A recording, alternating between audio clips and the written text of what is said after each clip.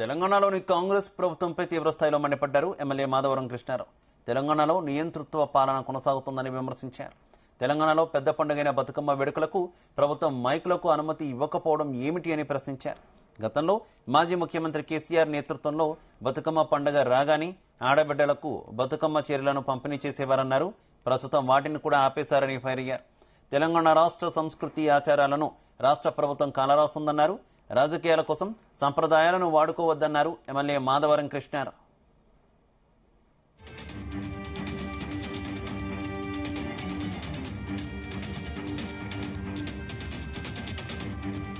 తెలంగాణ రాష్ట్రం వచ్చిన తర్వాత ముఖ్యమంత్రి గారు కేసీఆర్ గారు గతంలో ఆడపడుచులకు బతుకమ్మ చీరలు ఇచ్చేవాడు.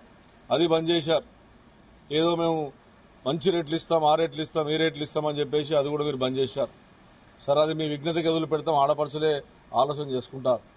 కానీ ఎక్కడైతే ఆడపడుచులు ఈవినింగ్ ఒక గంటన్నర బతుకమ్మ ఆడి మనకున్న సంప్రదాయం ప్రకారం కొంత మైక్ సౌండ్ పెట్టుకొని ఆడుకొని దాండే విషయంలో కానివ్వండి, బతుకమ్మల విషయంలో కానీ, నిమజ్జనం దగ్గర విషయంలో కానివ్వండి, ఇవన్నీ కూడా ఆడపడుచులు ఎప్పుడు కూడా బ్రహ్మాండంగా ఆడుకుంటారు. ఒక పండుగ అంటే తెలంగాణ రాష్ట్రంలో ఇది చూస్తే తెలంగాణ రాష్ట్రం కాదు, దేశం మొత్తం పాకపోయింది, ఇతర దేశాల్లో ఆడుకున్నటువంటి సంప్రదాయం వచ్చింది. నేను గవర్నమెంట్ కు కోరుతా ఉన్నాను, మీ సంప్రదాయాన్ని పాడు చేయకండి.